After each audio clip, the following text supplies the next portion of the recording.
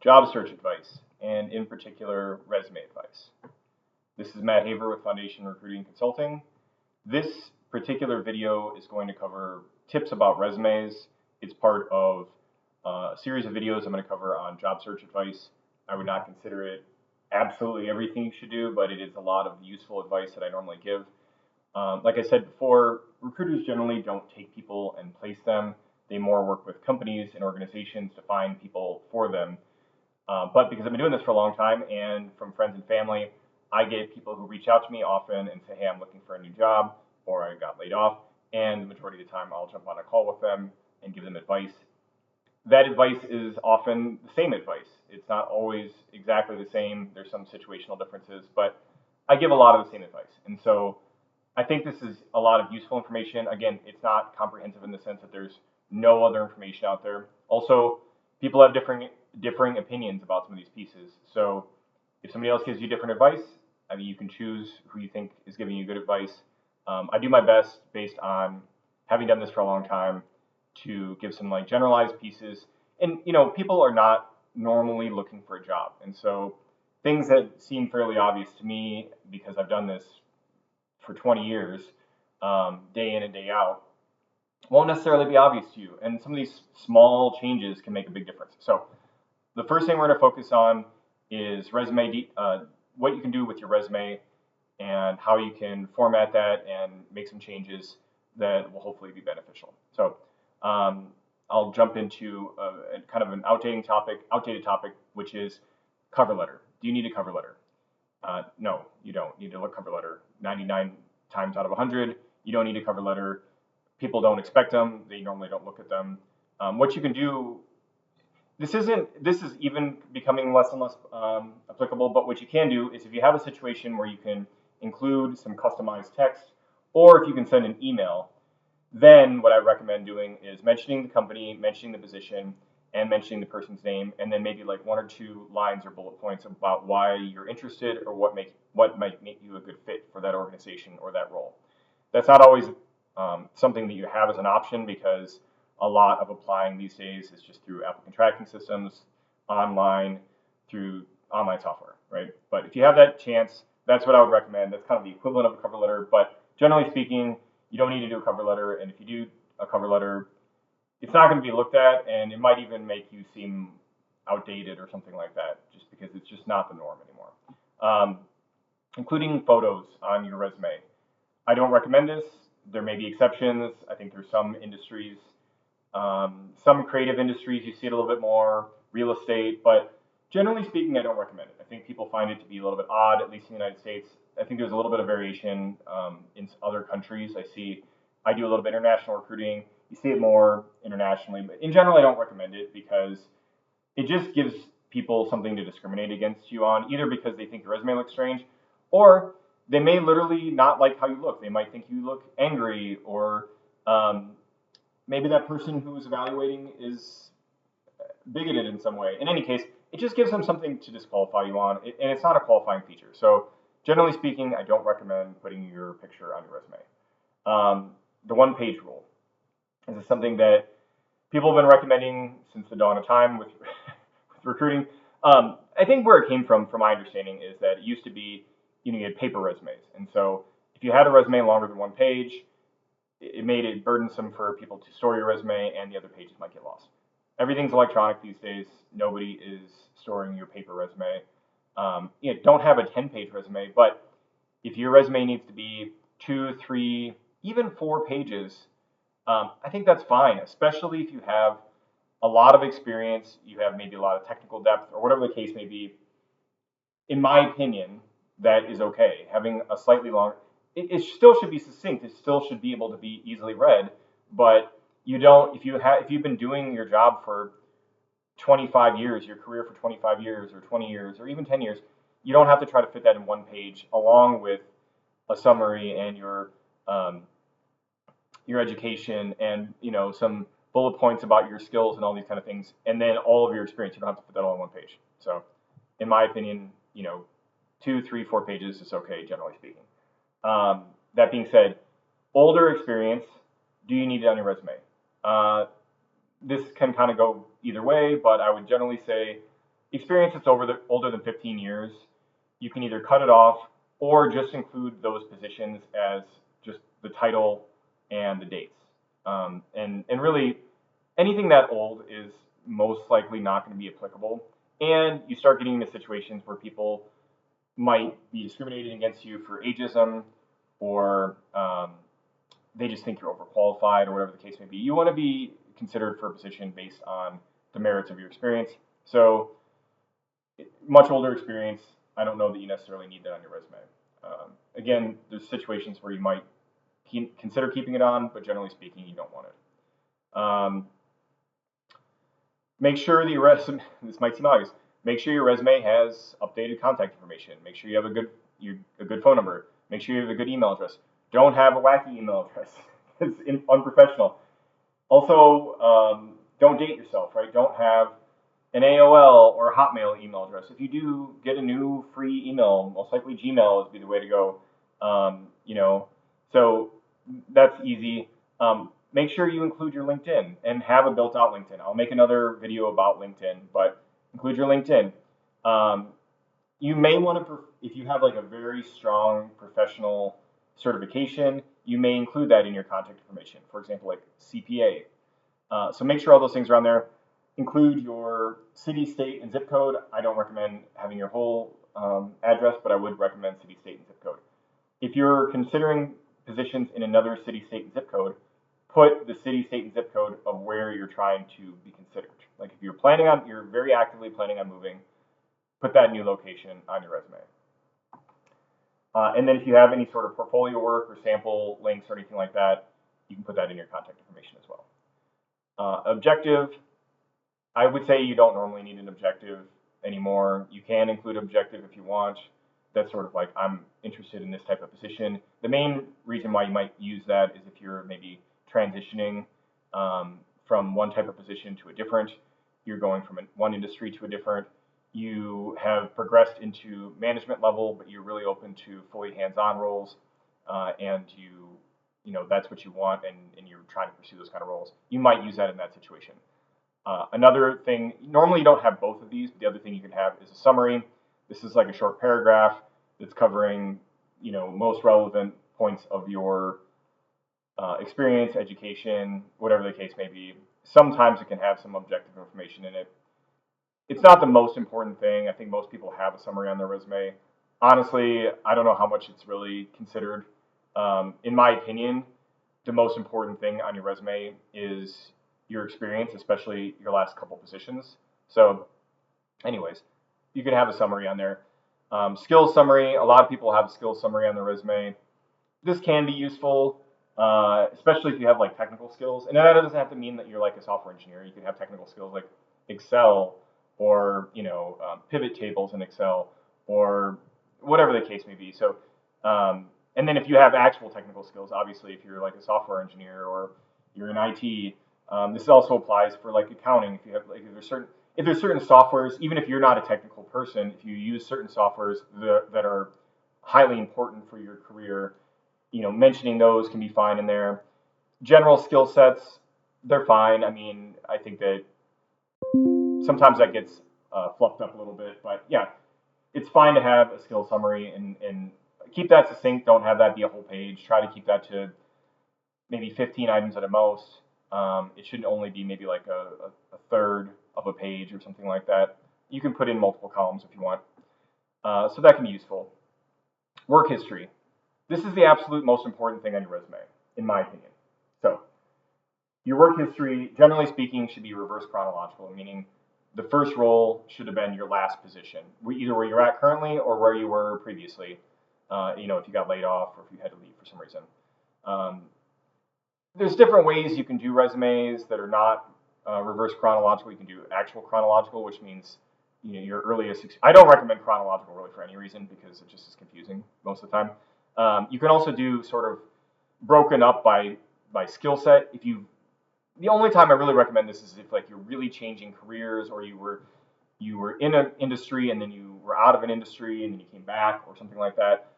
I would say use that sparingly and probably get some professional help about how to lay that out if you're gonna go that way. The main thing I recommend is reverse chronological. it's really important that you do a good job of building out your last few positions. At least the last like 5 years of your work should be really detailed out, right? You should have a lot of quantitative stuff. So as far as like, how many people, so this is not always going to be the things, but like these are examples, right? Quantitative stuff. So you save money X amount, you build X amount, you met your quotas, you manage a certain amount of people, you ran a certain budget, whatever the case may be. You also want to put in major accomplishments. We implemented this software. I managed 25 people. We stood up a new group, whatever the case may be. Those things you want to have in there. If you have anything where you were recognized, include that in there. You want to include major responsibilities, and so have those detailed out.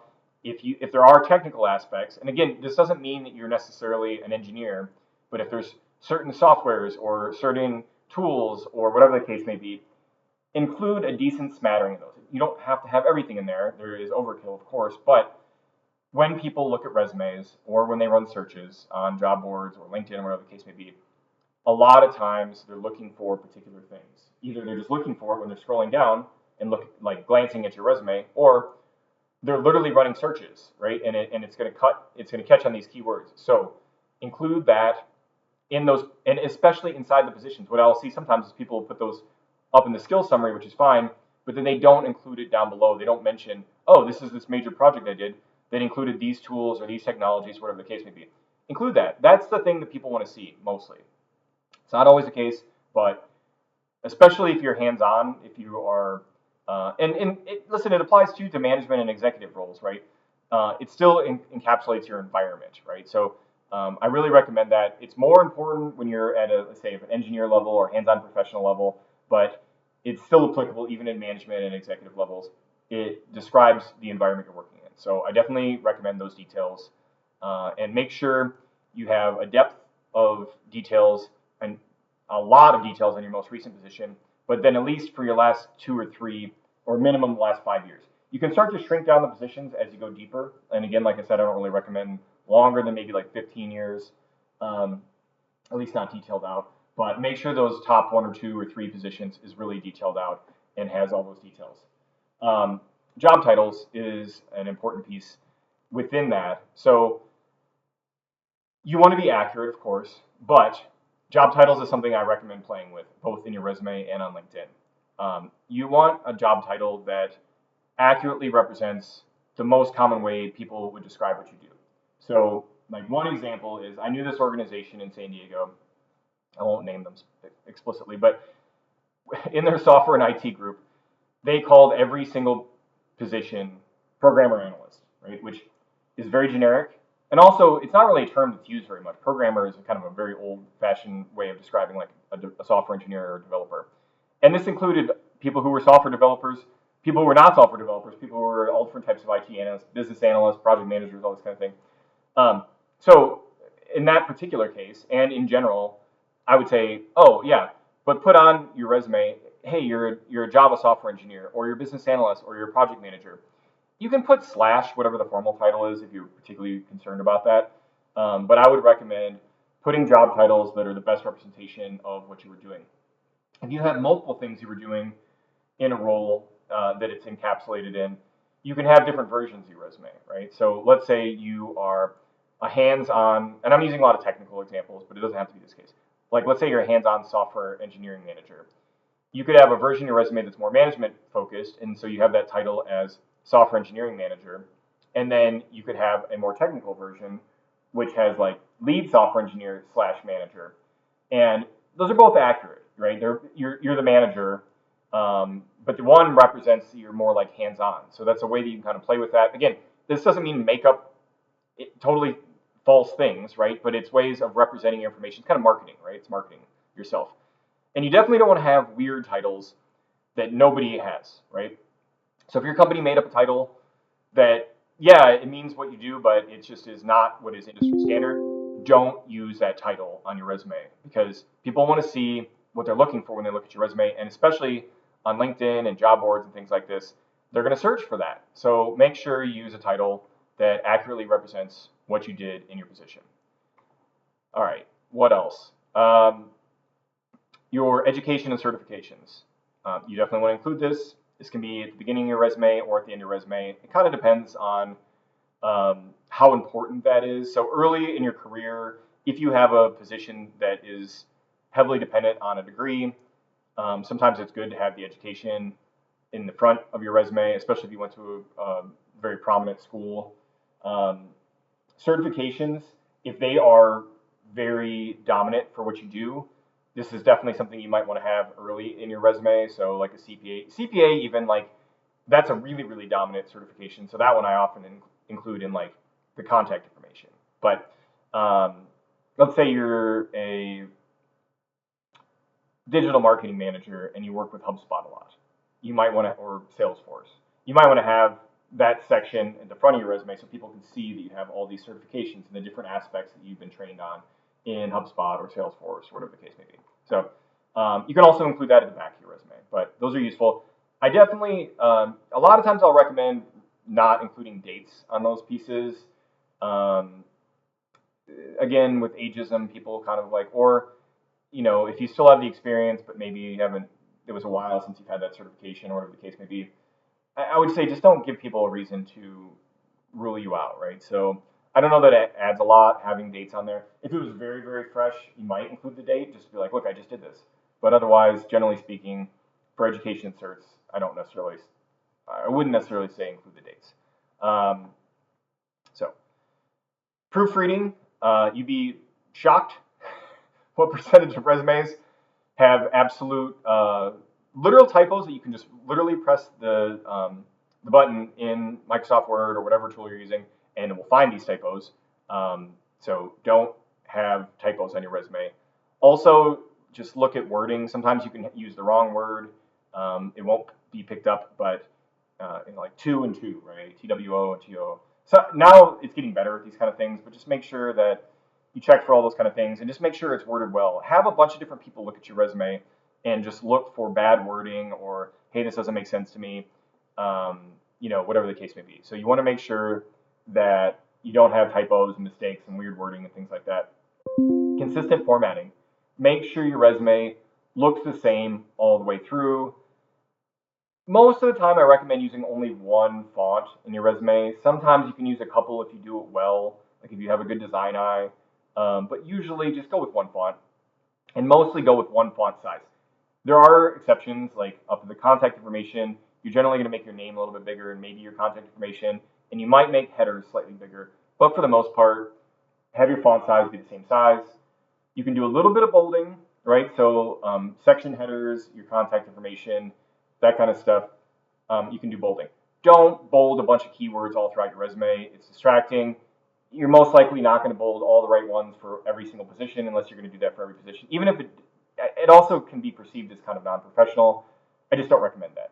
Also with italics, I don't really recommend italics unless you have like citations on your resume from publications. I don't really recommend italics. It just ends up making it look messy. Um, and then file format, so Microsoft Word or Adobe PDF, right? This is mainly what you want to go for. PDFs are nice because now it's really easy to make a PDF. You can literally just save your Word document to a PDF. Then it's more difficult for somebody to edit it. So that is something. If you do a PDF, just realize that there is like a section on a PDF that has basically just like some information about it. So you want to go in and I'm trying to find what the name of it is, but you can basically go in and look at the file name, and it'll have like the author and the file name and some of these things. So make sure that if you have that, sometimes it'll have it pulled over from your Microsoft Word and it pulled some strange thing in there, or somebody else edited it for you. Make sure you change that if you're going to do a PDF version. But generally, PDF versions look a little bit better, a little bit more professional. They're harder for other people to edit, but PDF or Microsoft Word version is kind of a good way to go. And then I already talked about a little bit about having targeted versions, at least of your titles, but in general of your resume. If you're applying for, let's say you have 2 or 3 skill sets, and you have a good amount of experience in all of those, you can have different versions of your resume that are written slightly different. Maybe you play with the titles a little bit, you rearrange the bullet points, you focus on different things, you might have different information in the summary or in the skills section. Again, you're not making this up. These are all things that you have, and you are just reorganizing the information or adding and subtracting. to be more in line with a particular profile, and then use those for those different types of positions that you're applying for that have slightly different focuses. So that is not everything you can do on your resume, but those are a lot of the pieces that I generally advise people on their resume. If you have more questions, you can look me up, reach out. I try to help people with these kind of things, but that's my general advice for resumes. And again, people have different schools of thought, and there's no exact right answer. I mean, there's right answer like don't have a bunch of typos on your resume. But other stuff, how long your resume should be, the way it should be formatted, things like that. People are gonna have different opinions. I do my best to kind of guide people that will meet the mass market. So that's my general advice about resumes. The next section I'm going to cover is on LinkedIn, so check that next video out. Again, this is Matt Haver with Foundation Recruiting and Consulting.